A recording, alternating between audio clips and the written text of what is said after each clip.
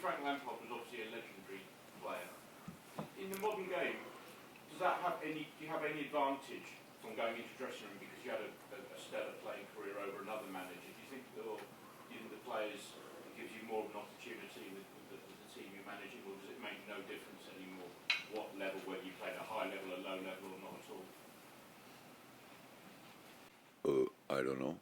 I really don't know. I have never had a player with a manager with a world class career. So I don't know how I would have felt, and I obviously don't have a world class career as a player. So I've never had that situation, so I have no idea. But Frank, I really thought he did a brilliant job at Derby, and I really liked what he did at Chelsea. So yes, in the end, because Chelsea is a club, if you are close to success, and in the past it was like this, that's still too far away, and then they changed things. And Thomas obviously came in and stepped in and did an incredible job when he arrived.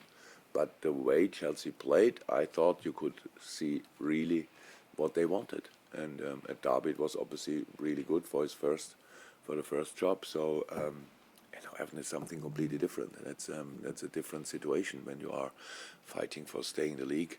That's really different. You have to think about other stuff than when you want to improve the style you play. So and make a bit more clear what you stand for. These kind of things. That's different. I had unfortunately this situation very often in my life as well. So that's not it's not the coolest moment, but it's very satisfying as well when you get the points in. And they had that. Now they won and drew the last two games, and they will go for it. That's clear. Jurgen, in 2019 you had pretty much a perfect end to the season. Just missed out on the title, but won the Champions League. 2020 pretty much a perfect season all the way through. Last season, perfect end to the season to qualify for the top four. Do those experiences enable you to trust in your players now that you've got this quite unique challenge of going for 4 trophies? Does that make you trust your players more because you've had that experience built up over the last 3 or 4 seasons? We don't go for 4 trophies. That would mean we think about 4 trophies, but we don't do. We don't do. It's just we don't think about it. If we don't plan now the Champions League final, for example. We think about Everton, and then we know we have not a lot of time, but short spell to think about Villarreal. So we are not. We don't make the second step before the first. That we have this kind of record, if you want, is because we always had to. We needed it as well. I don't think we could ever afford to drop points in that period of the season. You can say we put ourselves under pressure, and then we had to deliver. That's what the boys did. I didn't need that the last season as a proof that the boys can do that. I trust this group more than I can say. But it was never easy, and that's the only thing we have to remember. And it will not be easy this year.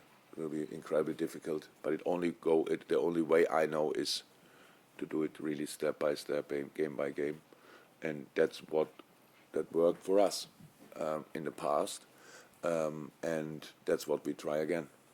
That's all. Steve Bates, potential to finish. Jurgen, I think at various times both you and Pep have acknowledged that each of your teams has pushed the other one to greater heights. Is there a frustration though that you might miss out on 2 titles by maybe a point?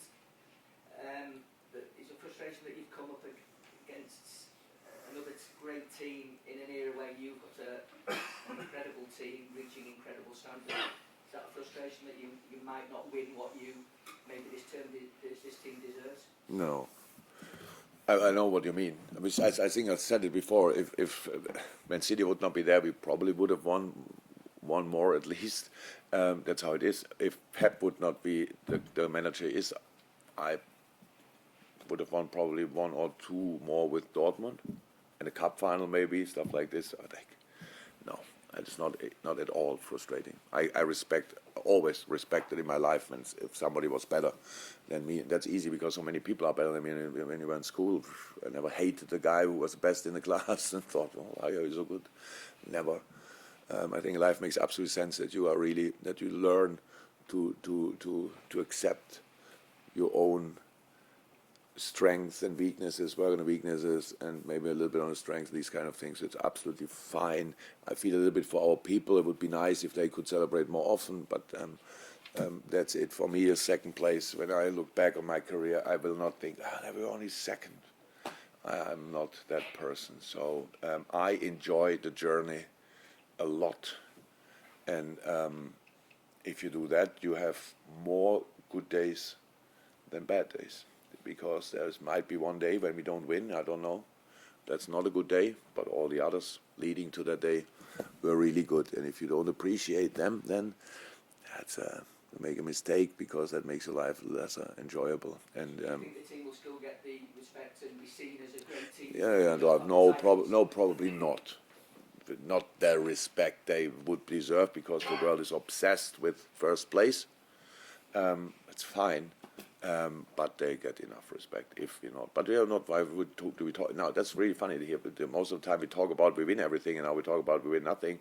So let's just try to get something out of the season, and then we will see. But I know so far this is an outstanding season. Outstanding season. If we win nothing, it was still an outstanding season. If we go to the Champions League final and with all this kind of, it will still be an outstanding season. But no, it will not. We will not get the same respect for it as if we won it. But that's the nature of the thing.